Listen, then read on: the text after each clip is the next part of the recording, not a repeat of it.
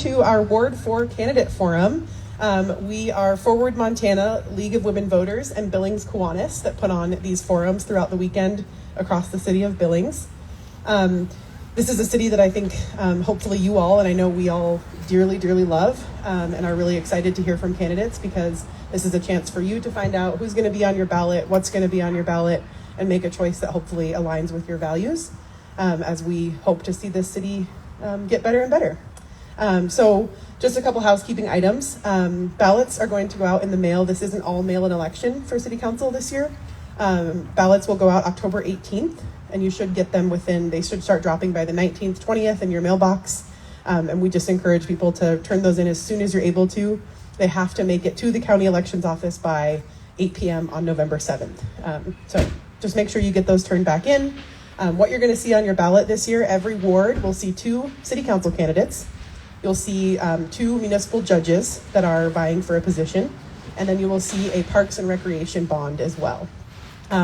I'll talk a tiny bit about the bond, but we actually do have the City of Billings here afterward to answer any questions and maybe give a short presentation about that bond so folks can understand it better. So I think that's mostly the housekeeping. Let's go ahead and get started. So today we have with us just one candidate. We have Mary Hernandez, and Scott Aspenlieder had declined to attend, so Mary gets the spotlight today. And what we're going to do is I'm going to give Mary 2 minutes to introduce herself first, and then we're going to move into long form questions and then some kind of fun, silly, rapid response ones to break the ice a little bit.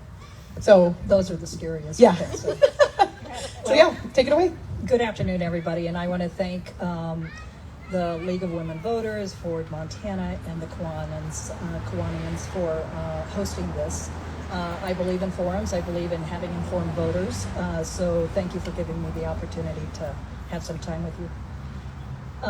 About myself, I moved to Billings in 1980. Okay, so I've been here for 43 years and have chosen to make Billings my home and our family's home.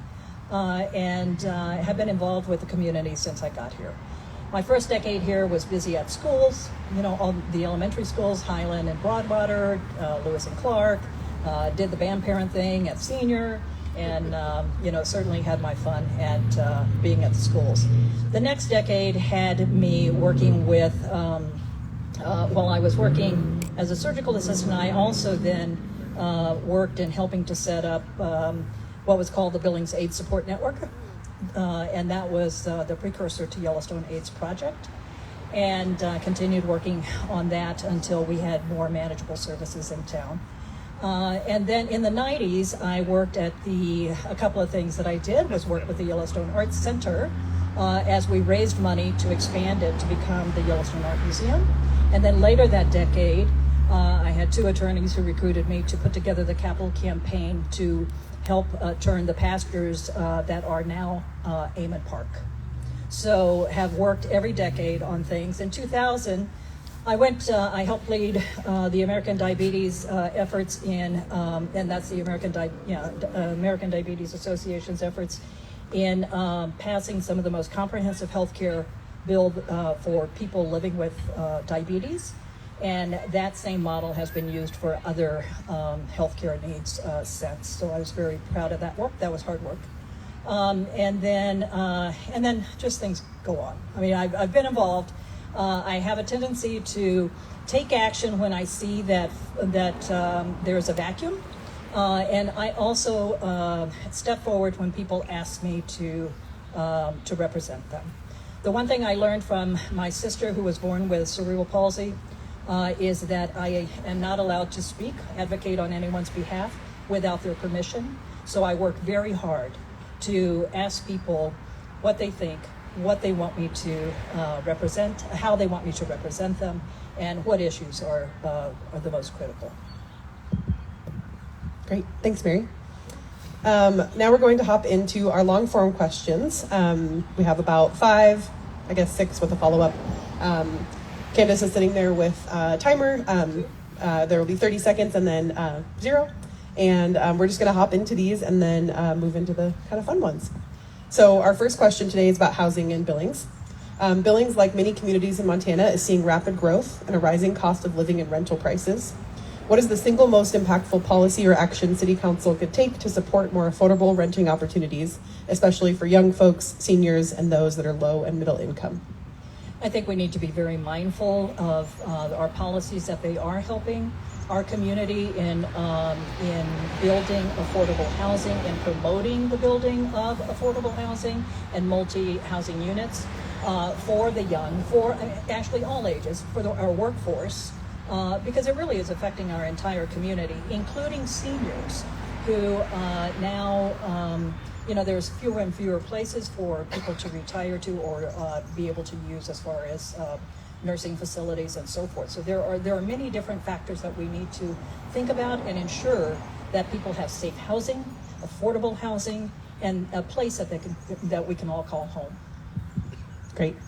As a follow-up to that, in the realm of housing, do you support increased funding for community programs and resources that provide services to our houseless neighbors? And if so, what programs would you like to see implemented or funded? I think that's where it really comes. I feel that the city council and the city can serve a role in leading the conversations among service providers in our community. It's a tough go, and I can tell you that I know many of the homeless. I hang out at Tumbleweed with the homeless youth as well. So I certainly have heard, from the front lines as to what some of the challenges are.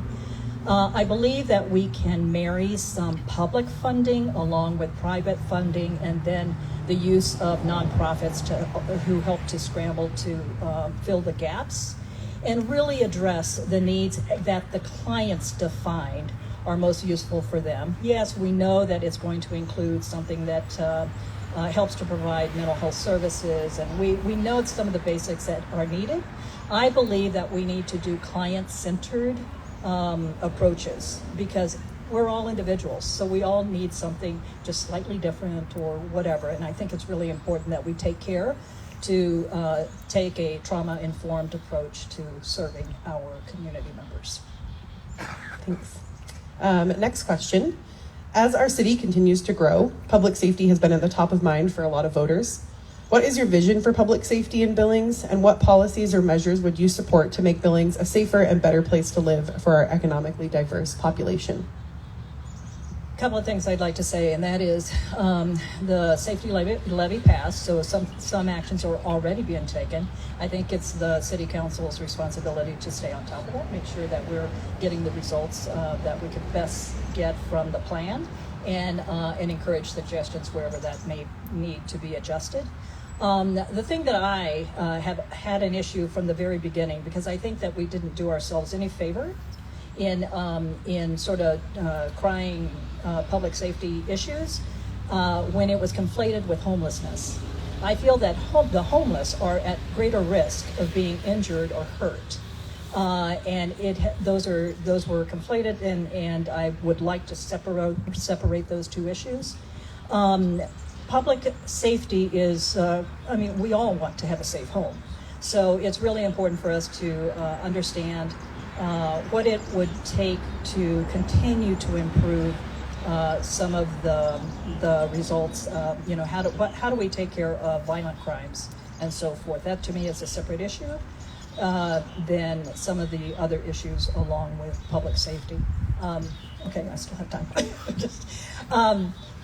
I think that it's a multifaceted issue, that it would be great to be able to subdivide some of that and find out if we are following some of the best research efforts in those areas for communities that are the same size as we are, thereabouts. Yes, we are different, love it. That's why we love Billings, right? We're unique. Yet at the same time, we can learn from others in what works in those communities and what may also help our citizens as well.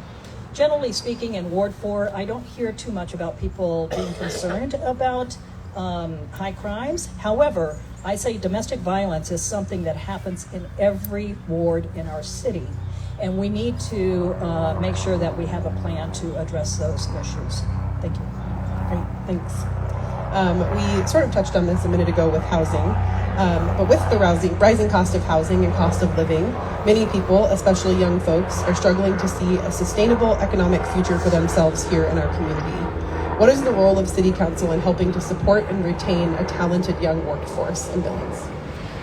I think the city has a responsibility to help lead some conversations that for the betterment of our community. And we have known about 2 decades ago, when I was in Leadership Montana, we were talking about the graying of Montana. Well, guess what? It's here, and I have it too, right? So anyway, having said that, we did little to really plan a robust way of having our youth enter the workforce. So we certainly need training programs. We need different avenues by which our younger workers can actually connect with the current needs, because we don't have enough workers to replace all the vacating positions, nor do we have enough workers to even fill some of the many of the positions that are currently needed. So we need more connections with our business leaders, and I think the city, along with the Billings Chamber and other community leaders, also again nonprofits who do workforce development, can get together and we can continue to address that, because this is continuing work. Great. Next question. On the ballot this November is a $143 million parks bond that would build a new recreation center on the south side of Billings, as well as invest in dozens of other parks and trails across our city. Simple question. Will you vote yes or no on this parks bond, and why? I will vote yes. I feel it's an investment for the future of our young families and our community. I think that there are far more benefits. Is it painful? Yes. When isn't buying a big item not painful? Okay. But I say that, and having been involved with different capital campaigns, numerous, including Riverstone Health, just numerous capital campaigns, I know that we have resources in this community and also beyond, which again, leaders of the public, private, and nonprofit sectors can come together to help to reduce the cost of that 143 or 200 million, whichever number you're hearing, because the difference is the interest on whatever's borrowed. I also understand that it's not like it's all going to be borrowed on the same day. It's going to be incrementally. We'll go to the bank incrementally to ask for whatever funding may be needed for that particular project, after community comes together to also comment on each individual project. So there will be a lot more community conversation. Yes, it's painful. However, I think that if we want a vibrant community, one that is attractive to our younger community members as well as younger families, we need to invest today. Okay, one last long-form question. Communities across Montana have felt the impacts of a changing climate over the last few summers, from smoky air and high temperatures to devastating flooding. What do you think the role of City Council should be, if any, in combating a changing climate? So let me answer this first, and that is, I have been married, I think almost 40 years. I can't remember when I got married, but whatever. It's around 40. And it's in half of that time, I have supported my husband traveling to the Antarctic and the Arctic to do research on climate change. So in our family, I literally have gotten the pictures of the changes over the decades. And we know for us it's something to be concerned about. What I would say for the city is that where we know, again, using research-based information, wherever that intersects with the work of the city, that we really take a look at that and see what we need to change, if anything, and then also to be forward-thinking enough to examine the cost and the like, and just be honest with citizens about what we see that is forthcoming. I think the city, generally speaking, is pretty good about that. In addition to that, the city can, again, serve as leaders to bring community members together to really tackle the issues that are beyond the city's scope, to address how we handle some of these issues. You know, asthma is a serious thing, and many people are affected by the fires, by the results of climate change. So we need to be part of those conversations, even though the city may not be the entity that is providing those services. Thanks for all your answers, Mary. So we're going to go over some quick rapid response fun ones to loosen things up a little bit before we jump into audience questions. These are going to be very short answers. So some might be yes or no, but otherwise just one or two words, and we're just going to kind of blow through them. First one, what is your favorite restaurant in Billings? Not fair. Oh my gosh. I don't know. I'm a foodie, so yeah. I enjoyed Enzo's the other weekend. Yeah. Good one. Go-to karaoke song if you had to go sing karaoke. No way. Probably. Okay, fill in the blank. Taylor Swift is Miss Americana. Love it. Perfect. Favorite place to go on a weekend in Billings? Ooh, I would say taking in something at Art House, the library. Dogs or cats? I have neither at this time, but cats. I think you're our first cat over the weekend When so you far. travel, cats Yeah. are. Okay, this is kind of a tough one. One thing you wish you could change about Billings, and it has to just be a couple words. As if it were a magic fix, or something silly. Okay. First pick.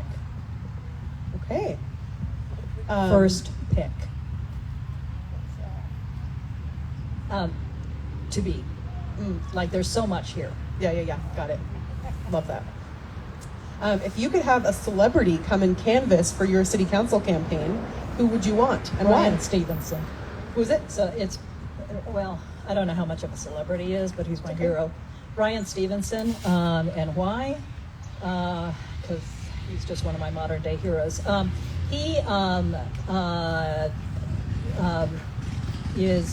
heads up the Equal Justice Initiative and has also done so much criminal justice work and so much just civil rights and the like. And he's someone that I aspire to be like. But not going to happen in this lifetime, but yeah. I love it. Favorite form to eat potatoes in? Roasted. Classic. Do you believe in ghosts? Oh, of course. Love it. Final one. What is the last book you read? Ooh. Poverty by America. Okay, thanks for those. We are going to move into audience questions. But while I give you a second to think, I do want to make a plug for the League of Women Voters and Forward Montana table over there. League of Women Voters, you will see, has a 411.org. Vote 411. And that is where their questionnaire is for candidates. And Mary did indeed answer their questionnaire. And then Forward Montana has a little card that we are giving out right now for our Get Out the Vote efforts. And it also has a link to our voter guide with all of the different wards. And Mary, of course, also answered that. So there's lots of information on there. You'll also see all the information we just talked about with questions about the Parks and Recreation bond, when to turn in your ballot, what to do if your ballot hasn't come, all the questions that might come up.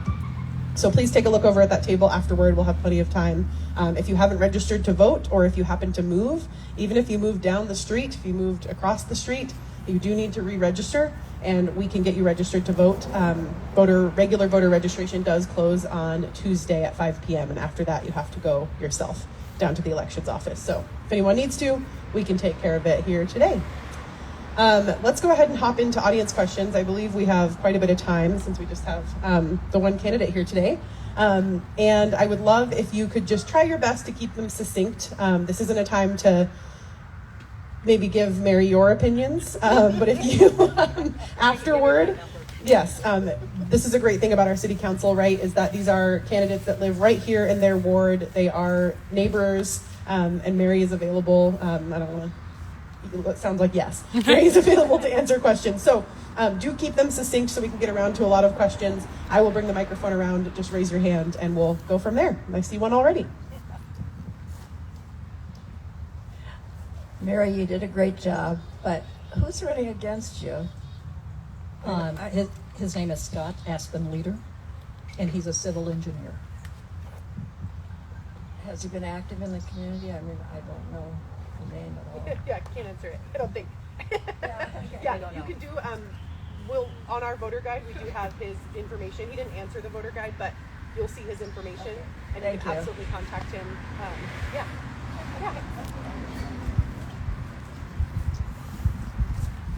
Yeah, I thought the city of Billings had been really forward-looking when they made the plan or did the planning for getting us additional water reserves on the west end, and then the governor vetoed that. Do we still have plans for that going forward? Do you know? Because I think that's really important. Well, I can't imagine that things are going to drop because we need water and our city is growing. So, this is the thing that I've learned and I've known since I was young. And that is, I've had so many doors shut in my face, I just find another way in. That's what we do.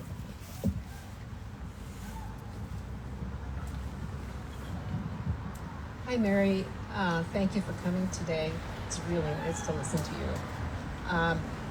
you. From your answers, I see that you're a big proponent of public, private, and nonprofits working together. My question is, how do you think our city does now with that formula?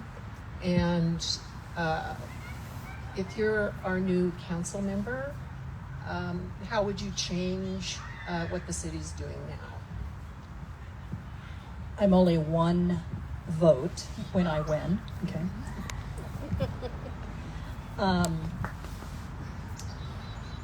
I have spent my life connecting people and bringing people together. One of the things that I love about my work in the nonprofit sector is that is nonpartisan work. It takes people from all walks of life to come together to address issues. So first of all, it's identifying the issue, and then it's also identifying the people that need to be at the table to discuss it. When a decision is to be made, then also asking the question, who's missing from the table and who is going to be most detrimentally affected by this decision? I want to hear from them before a decision is made. And that's one of the things my sister taught me, right? I couldn't speak on her behalf because when I did, she's the one that paid for it. So I learned early that I needed to have her permission because only she knew to what degree she could take the pain, so to speak, okay, on the hardest decisions. Even on the simple decisions, I think it's really important to still be in contact with people around us. I say I do nothing alone. So many times when I say, I need to talk to my people, I really am sincere about that because I don't always get my way, even with my best friends, you know what I mean? And surprisingly, I'm still married after 40 years. I don't know how that happened either. So, but, because I don't always get my way. But there is a give and take within the community with groups. The nonprofit, private, and public sector work, I think, has improved over the years as nonprofits have also gotten stronger in their advocacy for the people we represent.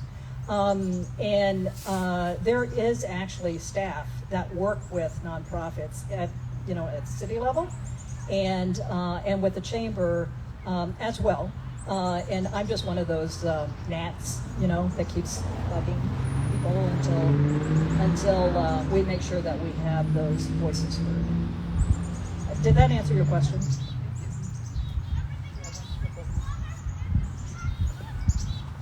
Hey, Mary, hi. I have a question. I watch every city council meeting, every one. I might not watch it on Monday night, but you can watch it other nights. You can watch it on YouTube, Facebook, or on Community 7 website. With that question, with that statement, what changes would you like to see in the structure or operation of like city council, recognizing we have one of the members here right now? And others who attend, right? Well, yeah, okay, yeah. Right now we have one. Right. You know, again, I'm one voice. I am a governance geek. I teach board development. I have served on organizations from dreaming to billion-dollar organizations. So I am looking for efficient ways of meeting, gathering, of doing community committee meetings, so that we, number one, do they have the resources they need to get the job done, right? And then after that, how well is it working? At any given time, I'm sure something is not working as great as it could be. But given that, I also believe in grace, and then working with those bodies to say, is there a way that we can tweak this to improve it or whatever, okay? So I would, I'm not gonna put anyone on the spot, Jim. The question is great. I tend to go to the groups and say, why is it done this way? And are you aware that this is, something that is not appreciated, or this is a detrimental effect, or good on you for doing this, keep it up, because I think it's as important to give people good feedback as it is to critique. I hope that answers that. I believe I have to, it's my responsibility to speak one-on-one if I have an issue with something. Thanks, Mary, for coming today and participating. I'm interested in the link between childcare and labor force. And I read something recently I'd like to have you comment on. The state of Kentucky found lack of childcare spots and a drop in their labor force after the pandemic support for childcare ended. So they interviewed providers and former employees and found out that many of the healthcare and childcare employees were using that subsidy for their own children. When that went away, they couldn't afford. So Kentucky is now supporting and paying at least a portion of the child care for child care workers. Do you think the city of Billings could play any role in a similar sort of program? Well, again, I think the city can play a role in how we serve our community by being a role model. Now, that also comes at taxpayer expense, right? So we have to check the budget, yada, yada, yada, when it comes to the city. I will say that the Billings Chamber, not too long ago, had a community conversation on childcare. I think that where the city could work, or where I would see myself working, and childcare is a concern for me. I don't have children, I don't have grandchildren, but it's certainly, I've heard enough of that from young parents that I believe it's incumbent upon us to continue to have a community conversation that addresses how we can open up childcare for our young working families. It's definitely a need. And I can tell you that a couple of 3 years ago, I went into a local local vendor, and I don't want to say their name right now. If you want to know, okay, whatever, you can twist my arm. But I went in and I asked the employees something, and they said, and there was a child or something or another, and I thought, that's cool, whatever. And they said, oh, well, they are at our childcare, so they had childcare on site. And I'm thinking, oh my gosh, what can I buy? Because I was so impressed that this employer actually had childcare for their employees, and we need more of that. St. V's tried to do that in the past. That didn't work out so well. So I think that it is something that we really need to work with our state legislators and then also our federal representatives to figure out how we open that up. Here we are we're in the need of a greater workforce. If people can't trust the child care that they leave their child with, I mean, how can someone think about doing a good job at work? You know what I mean? To me, it is just part of that Maslow's hierarchy of needs, safety for our kids, you know, and then food, shelter, and the like. I hope that answered that. That's something I'll fight for. Maybe not as a city council person, but I'm sure it'll probably cross over. Right, Chris? No. So. I've got, here we go. Let's go the Penny and then over. Thank you, Mary, for being here. I know how tough it can be, and thank you for being here on a Sunday, and thank you for all of the folks that came out here today, too. That's really great, and for those that are hosting this forum. So, Mary, the city charter is 46 years old. It's 7 pages, and I'm going to reprise a question from Dick Clark. So this is a 2-part question. Have you read the city charter? You know, I read it last time. Okay. You know what I mean? So it's been a few months. Yeah. Okay. So what would you like to see changed on the city charter to update it and make it a city governance model that's more appropriate for the city of Billings today? You know, this is where I would like to hear what the task force is going to figure out, you know, the folks that are looking at that as a committee, because I'm interested in hearing their comments because they too have spent more time on it than I. Being a governance geek, I do research. So I will look at other size cities, you know what I mean, and look at all the issues that we have going on now, examine the different cities and what systems they use that make it more effective. When it comes to policy, I'm a real geek, so I have to do a lot more research before I can answer that. Having heard that question a couple of times, I know I still have homework to do prior to taking a seat. I can't promise that I could get to that before the election because I'm doing a job and trying to run for office. But I can tell you this, I'm always committed to the best governance structure that we can possibly have for any organization that we're representing. And this is a community. I'm working on a population of 250,000 versus currently now, because this has got to serve us into the future. I'm always open to examining. I mean, that's why we have amendments to the Constitution. So yes, we can have amendments to whatever governance structure we have. I also am not willy-nilly about just changing something because I don't like it today.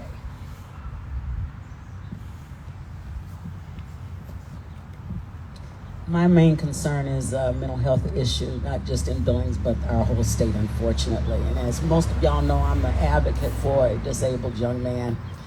And, you know, a few years ago, they were going to shut down Rainbow House. Now, that is the only day center in this whole community for them to go to.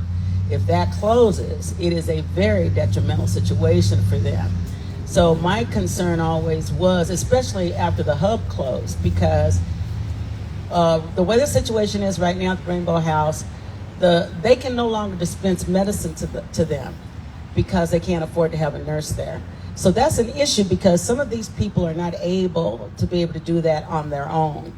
Now, I know that the city stepped in before when the state tried to close Rainbow House, so my concern is, will that still be one of your priorities to make sure that we have something for those people? And a lot of the homeless people, as we know, is because they don't have anyone to help dispense their meds to them, and that's why they're homeless, because they don't know how to do it themselves. So that's my question for you, Mary. And thank you for being here today. Beyond that, it's all, you know, we have the highest suicide rate in the country. I mean, you know, mental health issues are a concern throughout the country. It's not just here nor in Montana. I'm an advocate for that. I work for the Mental Health Center for the foundation. And then I spent a lot of time at the hub, at Rainbow House, and at the homes and other places as well. I still work with folks from time to time who are affected by mental health issues. To me, mental health issues, to me, whether it's physical health or mental health, I think that we need access. to take better care of ourselves and also our families and neighbors. So yes, I would be an advocate for figuring out a better resource, and that's why I read a lot of these geeky, research type books like Poverty by America and others. So because it is something that is, whether it's on my personal time or whether it's in connection to serving on the city council, it's something I am a great concern about. You have great concern about. Did that answer your question? Yes. Any other?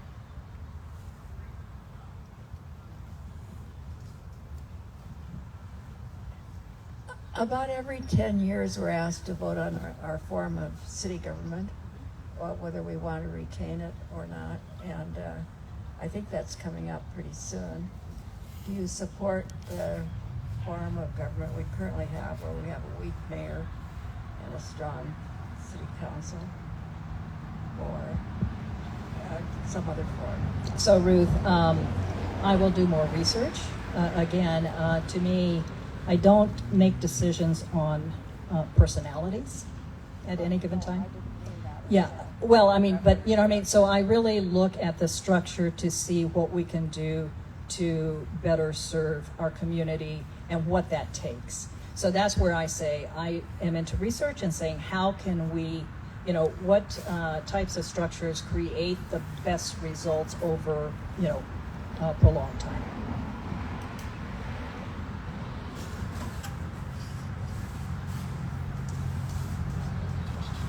We have time for one or two more, so take it away.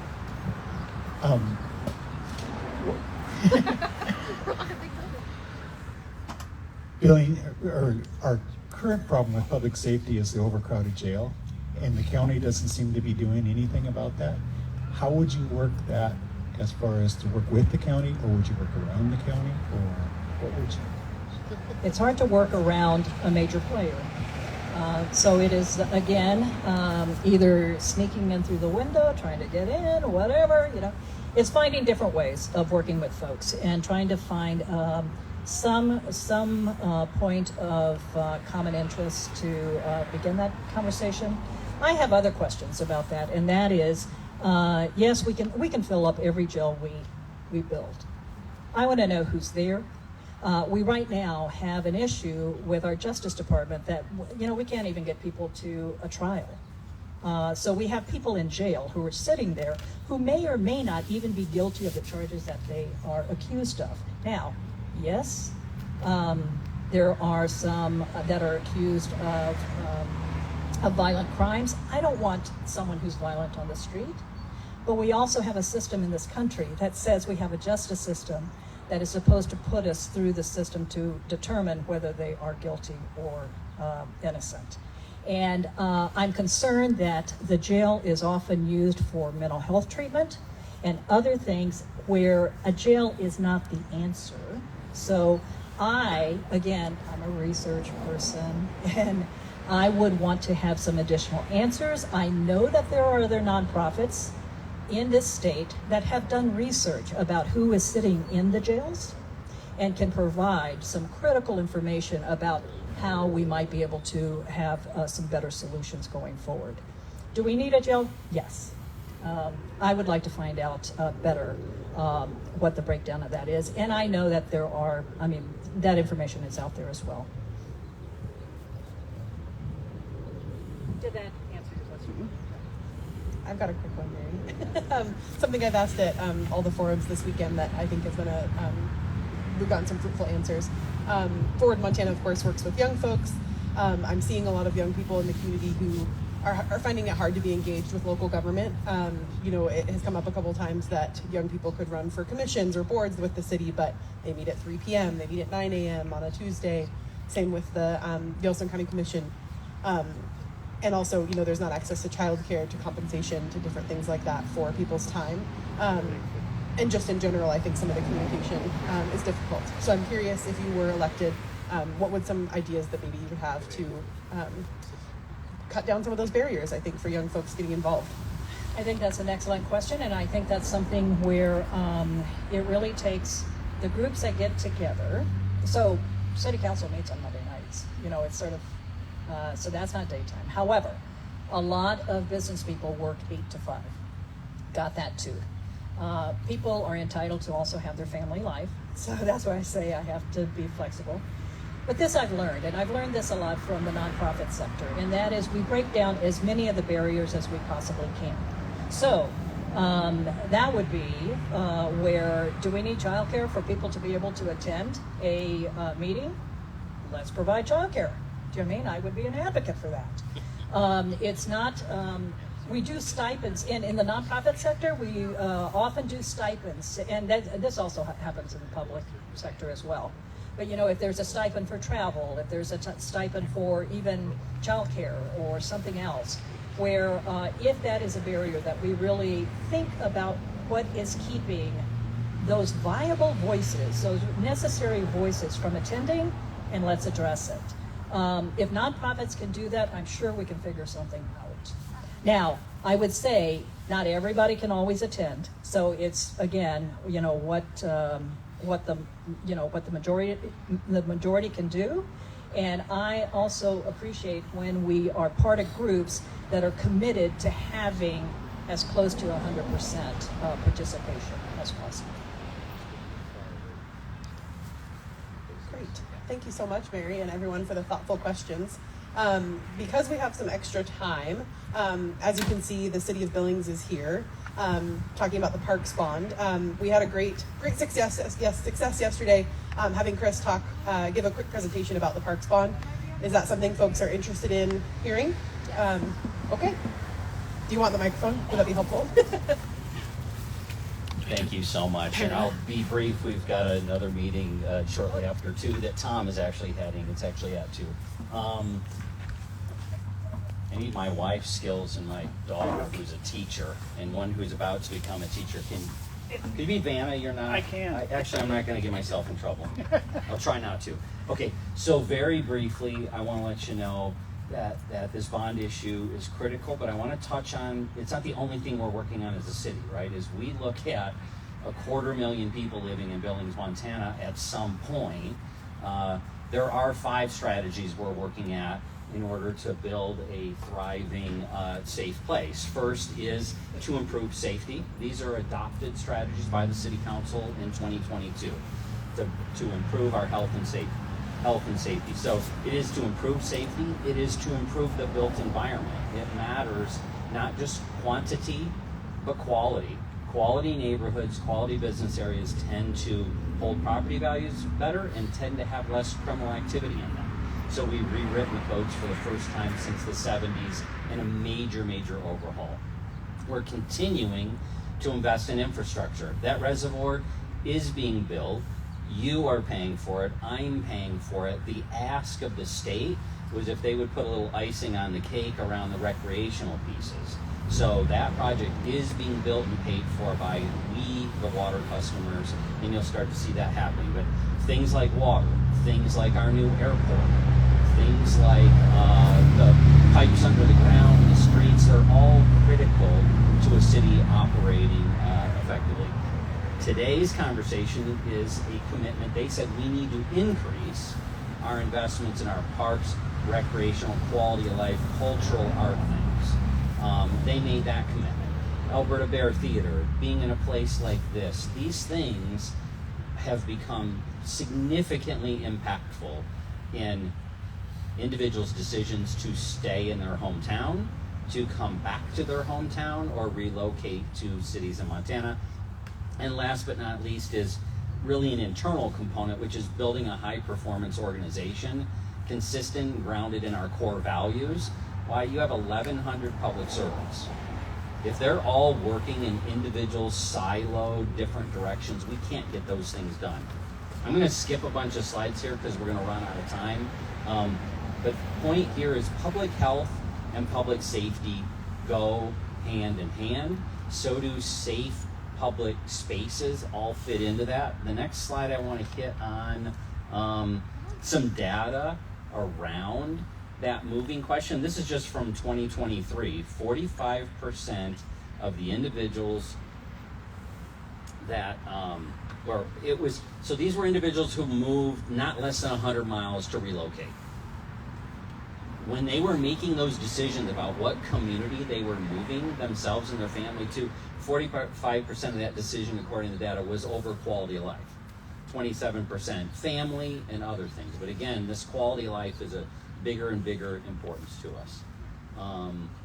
The multi-generational rec center is the single biggest project. The total project cost of all projects, there's 16 of them. Actually, there's a map. Actually, we flipped all over the place looking for it yesterday on the front.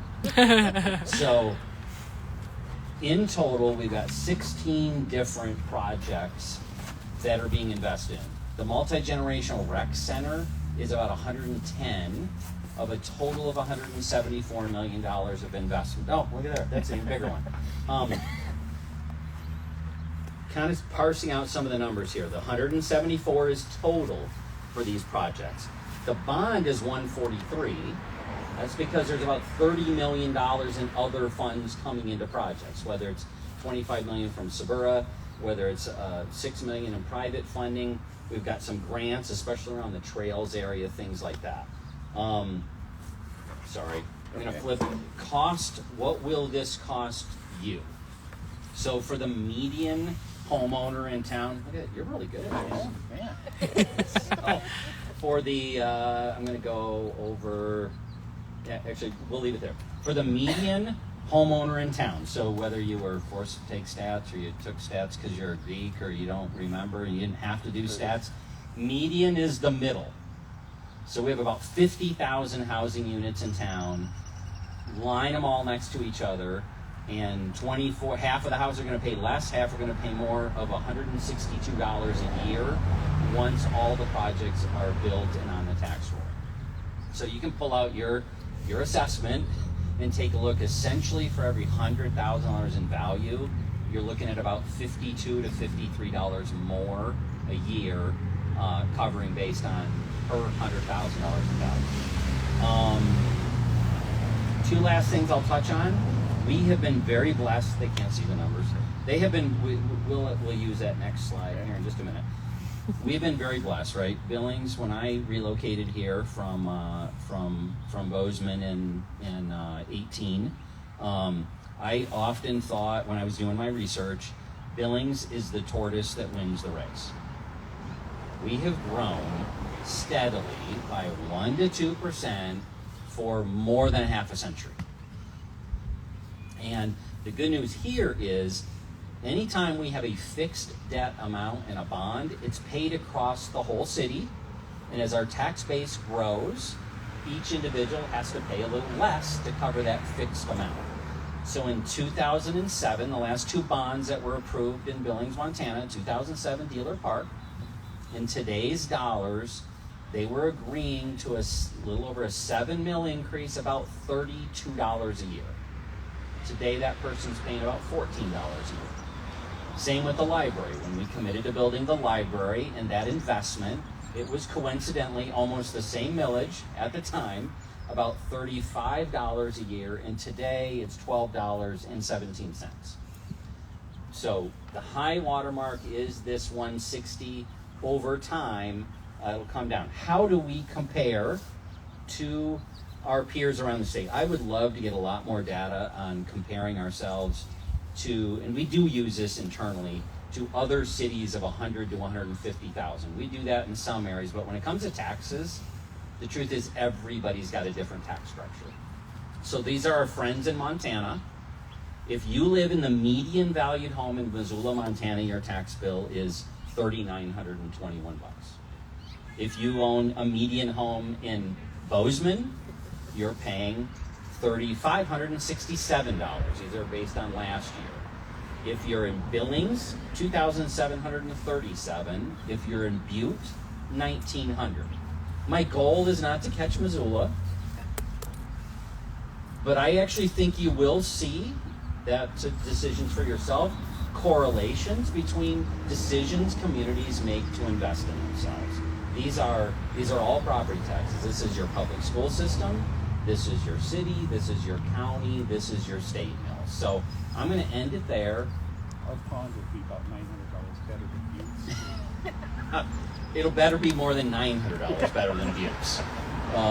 But I'd be glad to answer a couple questions. That document you have with you, that trifold, I've got some more over there. On the back of it, there's a QR code as well as our website. Both will take you to our website with all this and a whole lot more information. Probably most notably, if there's a particular park you're interested in or a project, you can go to that and see in far more detail what is planned to happen at that place. So, what can I, yes? Are you anticipating a fee to use the new center? Absolutely. So, one of the neat things, so we give about $8,000 in scholarships a year today to kids, seniors, and individuals who can't afford to use facilities. The Park Foundation has agreed to raise a minimum of $25,000 more annually, so we can bump that scholarship program to about $35,000. We do not want to turn away people who can't afford, but we have to take care of this asset. It will be a $110 million asset that will need the pumps replaced for the pool, that will need, the courts resurfaced and things like that. So if you look at any of the facilities in the region, whether it's Wyoming, the Dakotas, or over to Idaho, and ours will be pretty similar. You'll see what a day pass looks like, a family annual pass, that kind of thing. I'm glad to hear that because I ran into some people from Laurel who hadn't heard about this.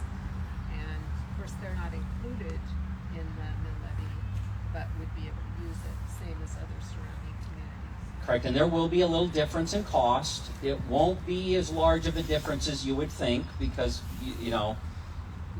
with us paying the $85 million bond of it, 25's coming from other sources, but there will be a differential between non-city residents and city residents.